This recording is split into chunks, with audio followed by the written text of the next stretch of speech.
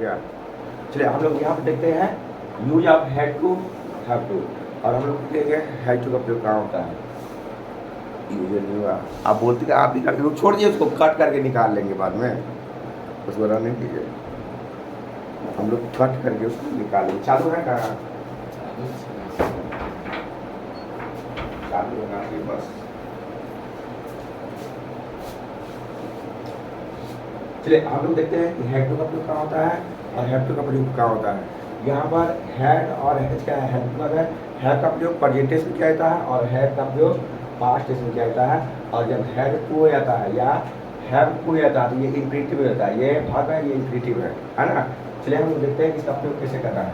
जैसे मुझे जाना पड़ा या मुझे जाना था, ये पास्ट टेंस का सेंटेंस है, या पास्ट टेंस का सेंटेंस होगा तो हम हैड टू का प्रयोग करेंगे। मुझे जाना पड़ा या मुझे जाना था, क्या होगा? I had to go. मुझे खाना पड़ा या मुझे खाना था, आई हैड टू ईट। मुझे पढ़ना पड़ा या मुझे पढ़ना था, आई हैड टू रीड। मुझे देखना पड़ा या मुझे देखना था, I had to see. I had to ask, मुझे पूछना पड़ा या पूछना था। तो इस तरह का सेंटेंस बनाना हो तो हम हैड टू हमेशा प्रयोग करते हैं। अब आते हैं प्रेजेंट टेंस में। हैव टू का प्रयोग जो है प्रेजेंट टेंस में किया जाता है। जैसे मुझे जाना है या मुझे जाना पड़ता है या मुझे जाना होता है, तीनों का अर्थ एक ही होता है। और यहाँ हम बनाएंगे आई हैव टू गो। मुझे बैठना है या मुझे बैठना होता है या मुझे बैठना पड़ता है तो हम बनाते हैं I have to sit. I have to read, मुझे पढ़ना है। अब आप लोग बताइए, मुझे देखना है, I have to see. मुझे खाना है, I have to play. मुझे खेलना है, I have to play. मुझे सोना है, I have to sleep. मुझे जाना है। I have to go. अब बताइए आई हैव टू कॉल, इसका हिंदी क्या होगा? मुझे बात करना है, बुलाना, पुकारना, है ना। क्या होगा? आई हैव टू कॉल, मुझे बुलाना है, मुझे पुकारना है, मुझे बुलाना है।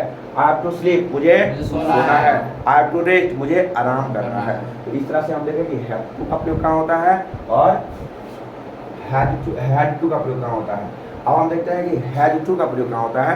अब हम लोग देखते हैं कि अगर यहाँ पर किसी का नाम रहता है, जैसे मान लीजिए यहाँ पर हम लिख दिए कि राम को जाना है, राम को जाना है, या राम को जाना पड़ता है, जाना पड़ता है। तो इस सिचुएशन में यहाँ पर राम है तो राम के साथ हैव टू का प्रयोग नहीं होगा, वहां पर हो जाएगा has to. Ram has to go, है ना। उसी तरह कहेंगे सीता को पढ़ना पड़ता है तो सीता है तो रीड, रीड। जैसे हम कहेंगे कि अमन को खेलना पड़ता है, अमन है तो प्ले। जैसे हम कहेंगे अमन को खाना पड़ता है, अमन है तो इट।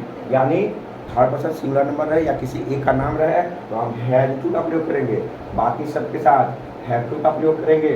और इसका प्रयोग हमेशा प्रेजेंट टेंस में ही होता है और इसका प्रयोग पास्ट टेंस में होता है। चलिए आगे हम लोग और जाते हैं। देखिए